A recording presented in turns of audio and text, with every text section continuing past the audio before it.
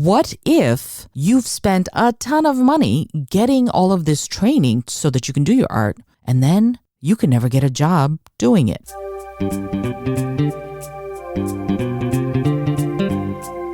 Hello and welcome to the Innovative Mindset Podcast. I'm your host, Isolde Trachtenberg. On the show, I interview peak performing world changers in the creative, social impact, and vegan spaces.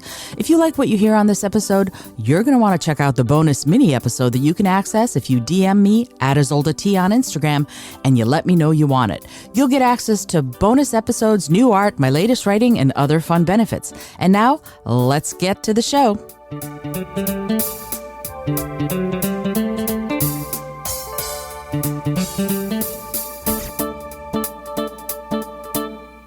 Hey there, and welcome to the Innovative Mindset Podcast. I'm your host, Isolde Trachtenberg. I'm going to talk about an interesting topic today, and the topic is, are artists entrepreneurs? And it's a fascinating topic to me because some are, very much so, and some aren't, right? This is an interesting thing. Let me actually stop right now and go, what is the definition of an entrepreneur?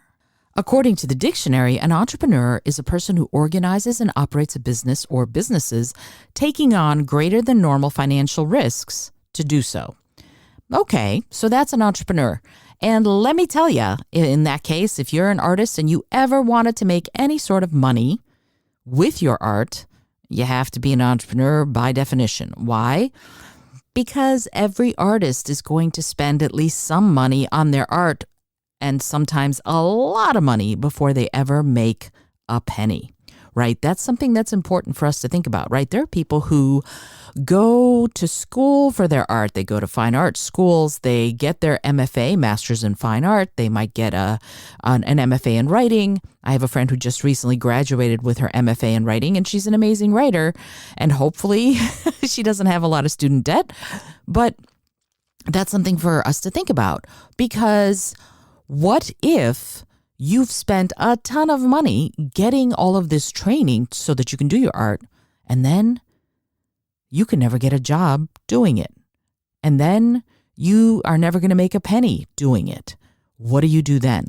And this is a different thing than if we're looking at this from the perspective of someplace like Cuba. And if you're a longtime listener of the show, you know how much I love talking about the fact that in Cuba, artists are workers, right? Being an artist is a job or a career, just like being a plumber, being a doctor, being a teacher, being an architect, being a whatever. You can be an artist. That can be your job. And are there some creative constraints? Yes, there are. In the Soviet Union, the same thing was true.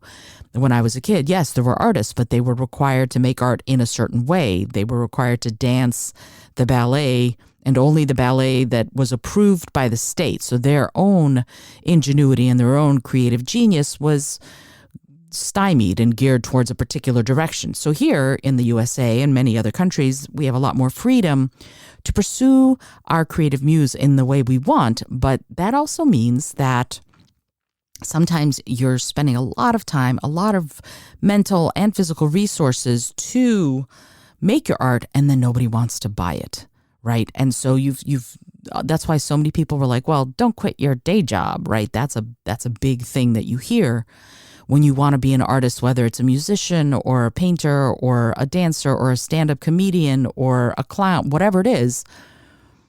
You'll hear that a lot, and a lot of parents have said that to their kids, right?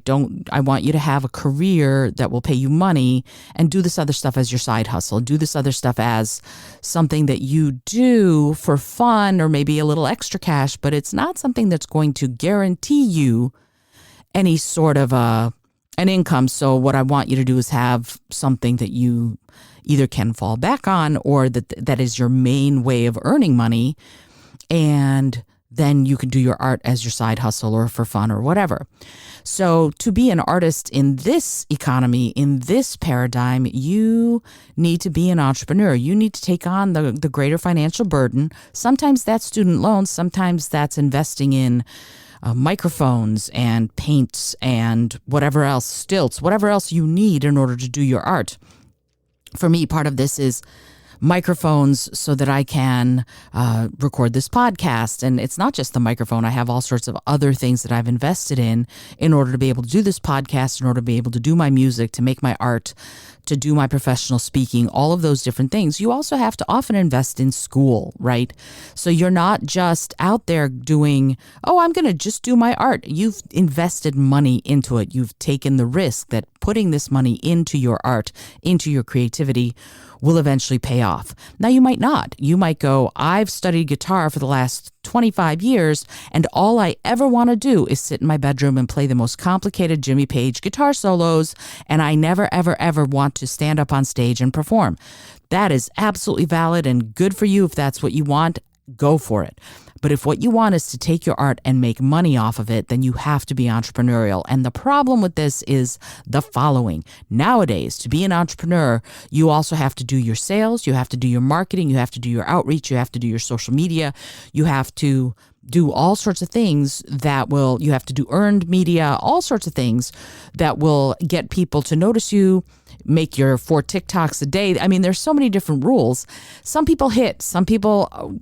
DJ Khaled, I think was he on MySpace? I don't remember exactly where he was, but he did amazing work on whatever platform he was using and was entrepreneurial about it. And now he's a cajillionaire, however much money he has, I don't know.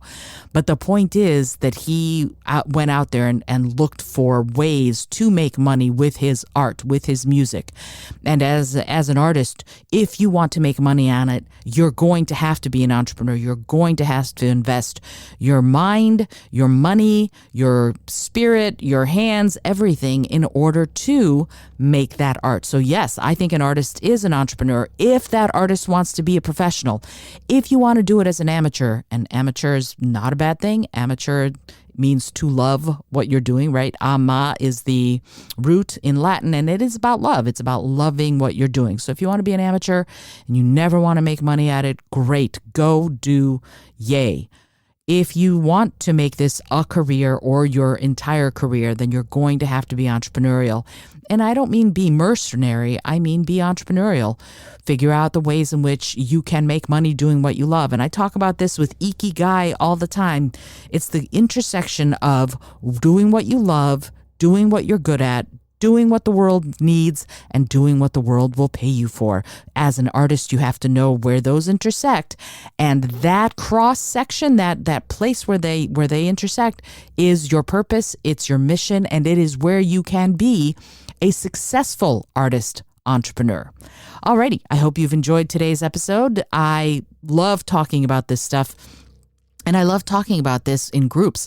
If you ever have any sort of talk about being an entrepreneur, if you ever have any sort of need to discuss this stuff and to explore it with your people about their own artistic temperaments, if you have a group of people who are entrepreneurs and trying to figure out how to be more innovative and more creative, I'm your gal.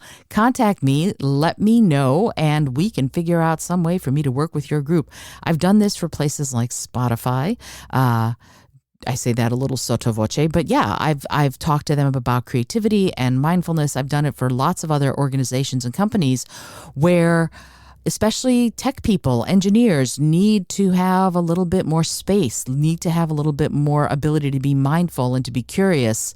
I'm your gal. So get in touch with me. You can find me at Isolde T just about everywhere.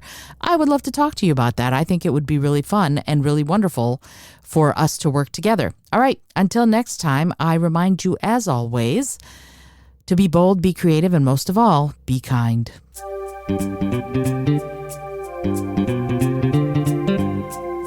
Thank you so much for joining me today. I really appreciate you being here. Please subscribe to the podcast if you're new, and it would mean the world to me if you told a friend about it. Today's episode was produced by Isolde Trachtenberg and is copyright 2022. As always, please remember this is for educational and entertainment purposes only. Past performance does not guarantee future results, although we can always hope. Until next time, remember to be bold, be creative, and most of all, be kind.